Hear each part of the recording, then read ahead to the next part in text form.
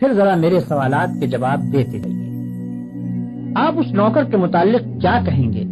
جو آقا کی مقرر کی ہوئی ڈیوٹی پر جانے کے بجائے ہر وقت بس اس کے سامنے ہاتھ باندھے کھڑا رہے اور لاکھوں مرتبہ اس کا نام جپتا چلا جائے؟ آقا اس سے کہتا ہے کہ جا کر فلاں فلاں آدمیوں کے حق ادا کر،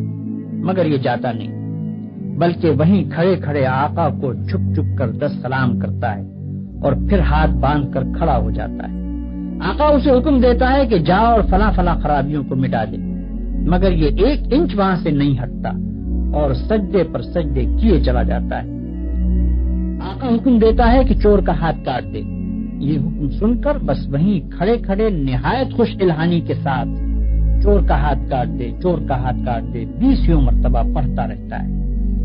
مگر ایک دفعہ بھی اس نظام حکومت کے قیام کی کوشش نہیں کرتا جس میں چور کا ہاتھ کاٹا جا سکے۔ کیا آپ کہہ سکتے ہیں کہ یہ شخص حقیقت میں آقا کی بندگی کر رہا ہے؟ اگر آپ کا کوئی ملازم یہ رویہ اختیار کرے تو میں نہیں جانتا ہوں کہ آپ اسے کیا کہیں گے، مگر حیرت ہے آپ پر کہ خدا کا جو نوکر ایسا کرتا ہے آپ اسے بڑا عبادت گزار کہتے ہیں۔ یہ ظالم صبح سے شام تک خدا جانے کتنی مرتبہ قرآن شریف میں خدا کے احکام پڑھتا ہے، مگر ان احکام کو بجا لانے کے لیے اپنی جگہ سے جنبش تک نہیں کرتا، بلکہ نفل پر نفل پڑھے جاتا ہے، 1000 دانہ تسبیح پر خدا کا نام جپتا ہے اور خوش الہانی کے ساتھ قرآن کی تلاوت کرتا رہتا ہے۔ آپ اس کی یہ حرکتیں دیکھتے ہیں اور کہتے ہیں کہ کیسا زاہد عابد بندہ ہے۔ یہ غلط فہمی صرف اس وجہ سے ہے کہ آپ عبادت کا صحیح مطلب نہیں جانتے۔ ایک اور نوکر ہے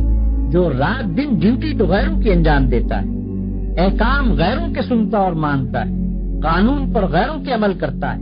اور اپنے اصلی آقا کے فرمان کی ہر وقت خلاف ورزی کیا کرتا ہے، مگر سلامی کے وقت آقا کے سامنے حاضر ہو جاتا ہے اور زبان سے آقا ہی کا نام جپتا رہتا ہے۔ اگر آپ میں سے کسی شخص کا نوکر یہ طریقہ اختیار کرے تو آپ کیا کریں گے؟ کیا آپ اس کی سلامی کو اس کے منہ پر نہ مار دیں گے؟ جب وہ زبان سے آپ کو آقا اور مالک کہے گا تو کیا آپ فوراً یہ جواب نہ دیں گے کہ تو پرلے درجے کا جھوٹا اور بے ایمان ہے، تنخواہ مجھ سے لیتا ہے اور نوکری دوسروں کی کرتا ہے، زبان سے مجھے آقا کہتا ہے اور حقیقت میں میرے سوا ہر ایک کی خدمت کرتا پھرتا ہے؟ یہ تو ایک معمولی عقل کی بات ہے جسے آپ میں سے ہر شخص سمجھ سکتا ہے، مگر کیسی حیرت کی بات ہے کہ جو لوگ رات دن خدا کے قانون کو توڑتے ہیں، کفار و مشرکین کے احکام پر عمل کرتے ہیں اور اپنی زندگی کے معاملات میں خدا کے احکام کی کوئی پرواہ نہیں کرتے، ان کی نماز اور روزے اور تسبیح اور تلاوت قرآن اور حج و زکوٰۃ کو آپ خدا کی عبادت سمجھتے ہیں۔ یہ غلط فہمی بھی اسی وجہ سے ہے کہ آپ عبادت کے اصل مطلب سے ناواقف ہیں۔ ایک اور نوکر کی مثال لیجیے۔ آقا نے اپنے نوکروں کے لیے جو وردی مقرر کی ہے، یہ ٹھیک ناپ تول کے ساتھ اس وردی کو پہنتا ہے،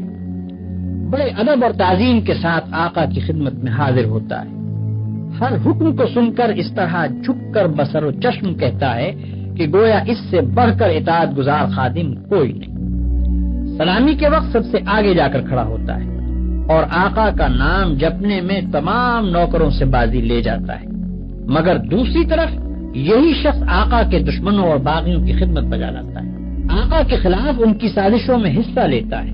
اور آقا کے نام کو دنیا سے مٹانے میں جو کوشش بھی وہ کرتے ہیں اس میں یہ کمبخت ان کا ساتھ دیتا ہے۔ رات کے اندھیرے میں تو آقا کے گھر میں نقم لگاتا ہے اور صبح بڑے وفادار ملازموں کی طرح ہاتھ باندھ کر آقا کی خدمت میں حاضر ہو جاتا ہے۔ ایسے نوکر کے متعلق آپ کیا کہیں گے؟ یہی نہ کہ وہ منافق ہے، باغی ہے، نمک حرام ہے، مگر خدا کے جو نوکر ایسے ہیں ان کو آپ کیا کہیں گے؟ آپ سمجھتے ہیں کہ ہاتھ باندھ کر قبلہ رو کھڑے ہونا، گھٹنوں پر ہاتھ رکھ کر جھکنا، زمین پر ہاتھ ٹیک کر سجدہ کرنا اور چند مقرر الفاظ زبان سے ادا کرنا، بس یہی چند افعال اور حرکات بجائے خود عبادت ہیں؟ آپ سمجھتے ہیں کہ رمضان کی پہلی تاریخ سے شوال کا چاند نکلنے تک روزانہ صبح سے شام تک بھوکے پیاسے رہنے کا نام عبادت ہے؟ آپ سمجھتے ہیں کہ قرآن کے چند رکوع زبان سے پڑھ دینے کا نام عبادت ہے؟ آپ سمجھتے ہیں کہ مکہ معظمہ جا کر کعبے کے گرد طواف کرنے کا نام عبادت ہے؟ غرض آپ نے چند افعال کی ظاہری شکلوں کا نام عبادت رکھ چھوڑا ہے،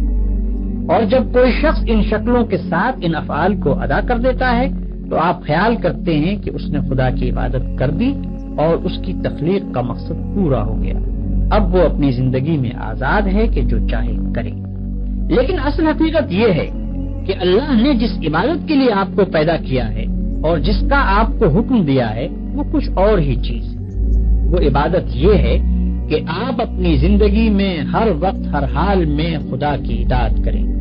اور ہر اس قانون کی پابندی سے آزاد ہو جائیں جو قانون الہی کے خلاف ہے۔ آپ کی ہر جنبش اس حد کے اندر ہو جو خدا نے آپ کے لیے مقرر کی ہے، آپ کا ہر فعل اس طریقے کے مطابق ہو جو خدا نے بتا دیا ہے۔ اس طرز پر جو زندگی آپ بسر کریں گے وہ پوری کی پوری عبادت ہوگی۔ ایسی زندگی میں آپ کا سونا بھی عبادت ہے اور جاگنا بھی، کھانا بھی عبادت ہے اور پینا بھی، چلنا پھرنا بھی عبادت ہے اور بات کرنا بھی، حتیٰ کہ اپنی بیوی کے پاس جانا اور اپنے بچے کو پیار کرنا بھی عبادت ہے۔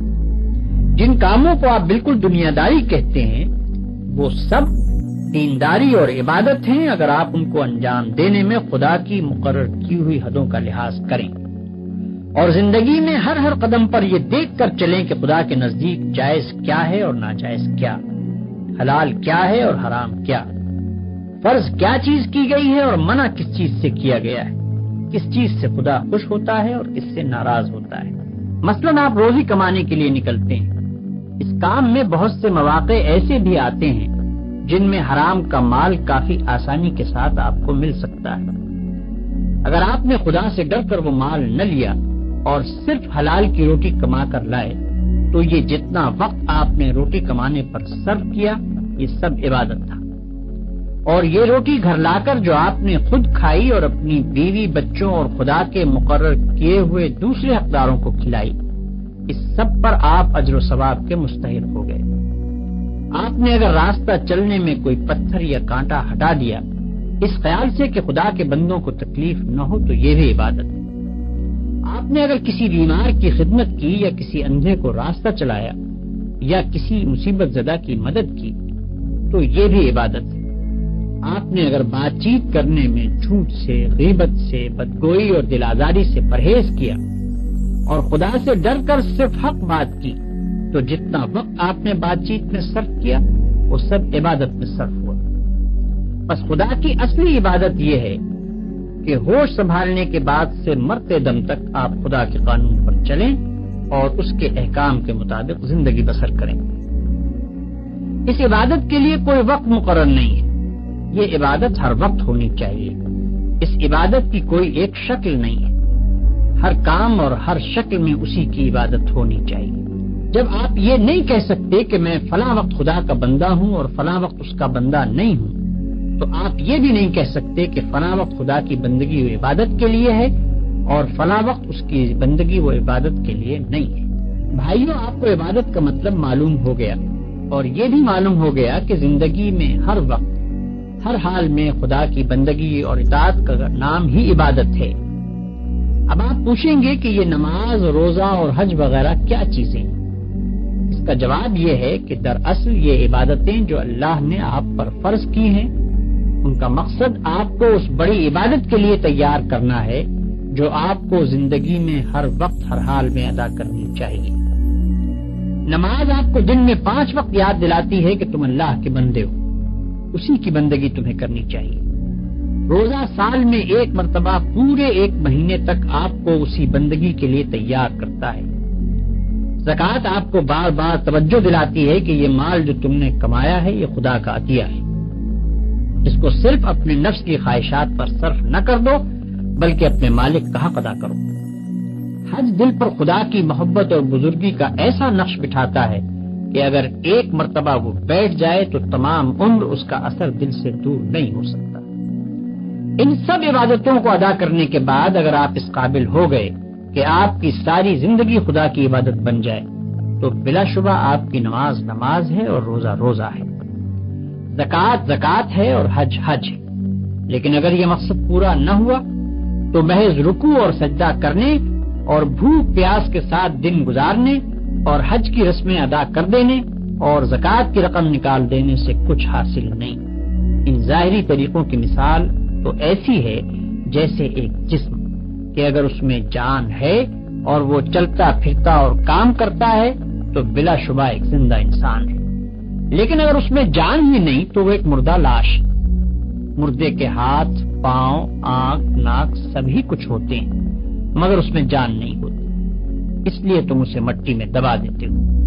اسی طرح اگر نماز کے ارکان پورے ادا ہوں یا روزے کی شرطیں پوری ادا کر دی جائیں مگر خدا کا خوف،